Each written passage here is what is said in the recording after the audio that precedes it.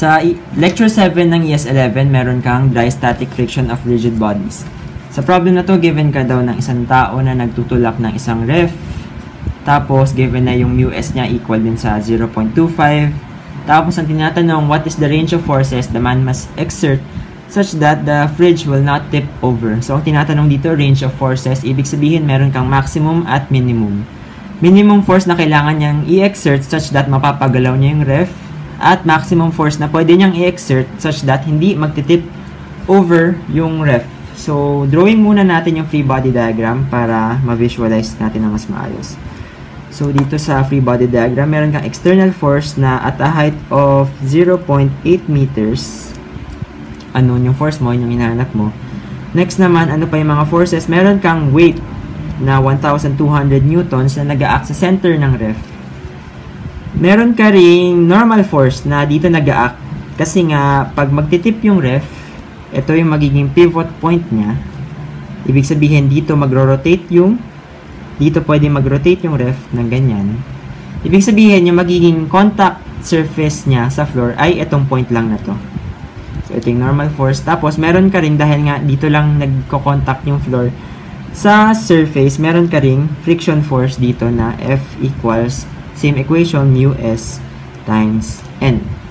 So, hanapin muna natin yung minimum force na kailangan i-exert. So, paano kunin ang minimum force? Summation of forces along x at y lang. So, summation of forces along x. Meron kang F minus μs times N equals 0.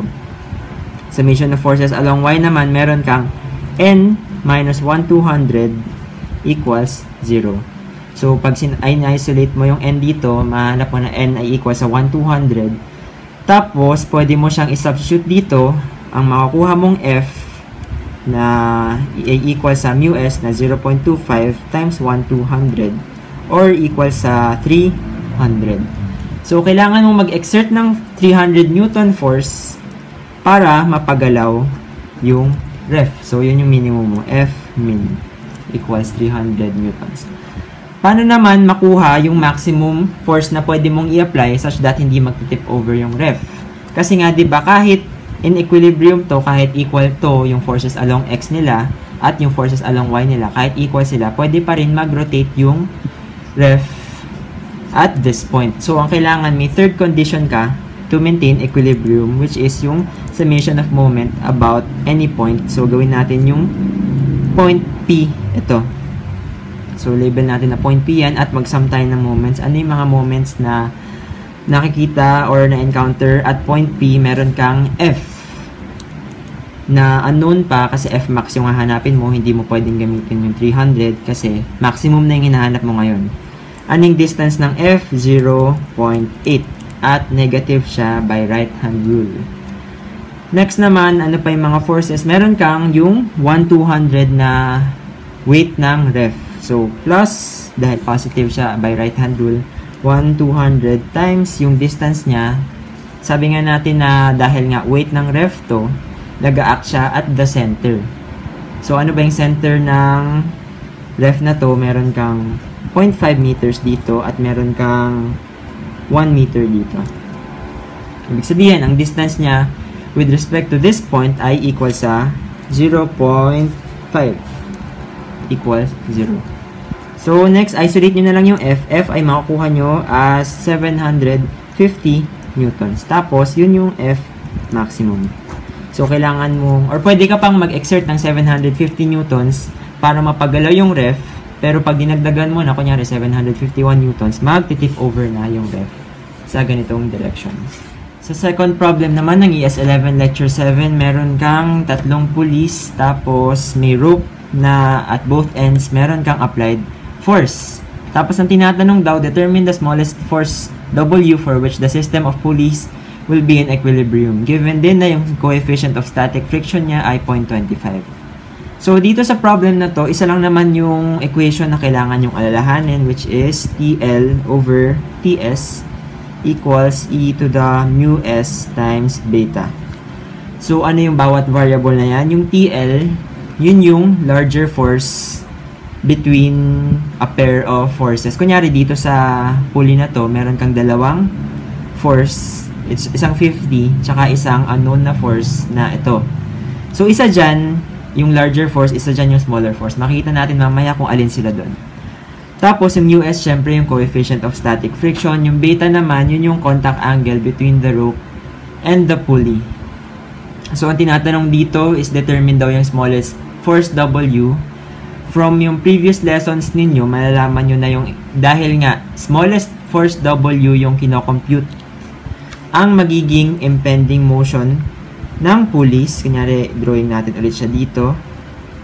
Ang magiging impending motion ng pulleys dahil nga smallest force yung hinahanap ay pag ganito. Kasi syempre kung bawasan mo pa yung smallest force na yun, hihina na to, ibig sabihin, pupunta na to sa ganitong, pupunta na yung rope sa ganitong direction. So ibig sabihin din nun, malalaman nyo na dahil nga ganito ang impending motion ng system of pulleys, ito yung pinakamalaking force kasi ito nga yung naghihila. So, yung 50, gawin nating T or tawagin nating TXL. Tapos, ibig sabihin XL extra large kasi nga marami tayong kino-compare na forces. Dahil ito yung TXL, yung force na adjacent sa kanya, sa pulley na to, magiging TL dahil medyo mas konti yung TL sa TXL. Yun. So, next naman, dahil nga TL ito at nakaka-encounter ulit siya ng isa pang pulley, ibig sabihin at the other end ng pulley, meron kang T medium, kung saan mas maliit yung force na to kaysa sa TL. Next, dahil yung T medium ay naka-encounter na naman ng isang pulley, yung last force o yung unknown talaga natin, tawagin natin TS, kung saan siya na talaga yung pinakamaliit na force na hinahanap natin, which is yun nga yung nakasabi sa problem, determine daw yung smallest force. So, alam na natin kung ano yung TL at TS, discuss naman natin ano yung beta. So, yung beta, yun yung contact angle, sabi ko nga, between the rope and the pulley. By intuition, sa tingin nyo, ano yung contact angle nitong pulley at ng rope na to? Makikita nyo na 90 degrees yung contact angle niya kasi from here to here, 90 degrees. May isang technique para malaman ng mas madali yung contact angle or yung beta between a rope and a pulley. So, consider nyo yung rope na to. Kunyari, meron kang ganyan. Ganyan yung orientation ng rope kung saan mahirap hanapin yung contact angle nila. Hindi kaya ng simpleng geometry na hindi mo sure kung 180 ba to o pag ganyan. Malalaman yan by considering yung angle na nasa baba niya or yung angle that the rope makes with the ground. Kunyari, ito ay 75. Ito naman ay 50.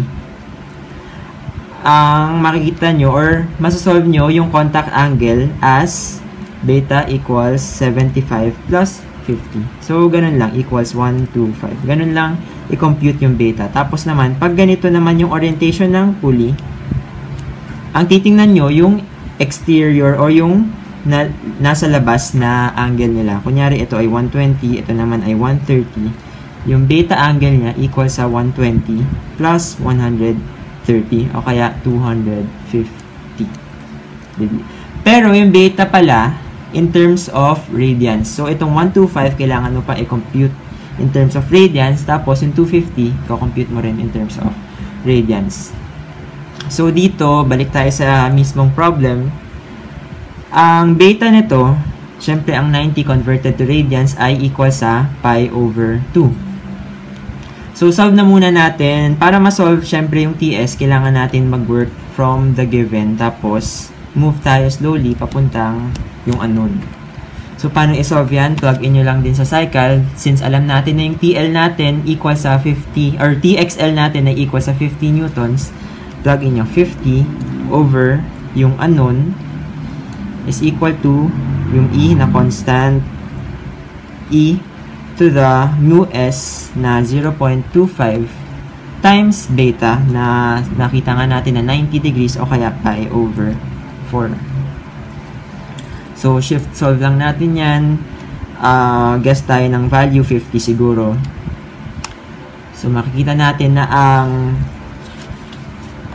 pi over 2 pala, hindi pi over 4. So, makita natin na ang TL ay equal sa 33.76 newtons. 33.76 newtons. Tapos, next naman, dahil nga yung 33.76 newtons, papunta dito sa other end ng pulley, siya na yung magiging larger force, pwede nating ilagay na, ito na lang yung gawin nating answer, tapos baguhin yung contact angle, since same equation lang naman yung gagamitin natin. So, from pi over 2, ano sa tingin nyo yung angle na to? So, by intuition, makikita nyo na ito ay 180 degrees, at yun ay equal sa pi radians. So, shift solve na lang natin ulit. From 33, magiging 15 degrees, or 15 newtons pala yung tension dito. So, ito ay 15.39 newtons. Next naman, dilipat ka ngayon from here to ito. So, ano kaya yung magiging value nito since naka-contact ulit siya sa isang pulley? Same lang na equation, babaguhin nyo lang ulit yung contact angle. So, from pi, magiging pi over 2 ulit kasi 90 naman ulit yung contact angle nito. So, pi over 2.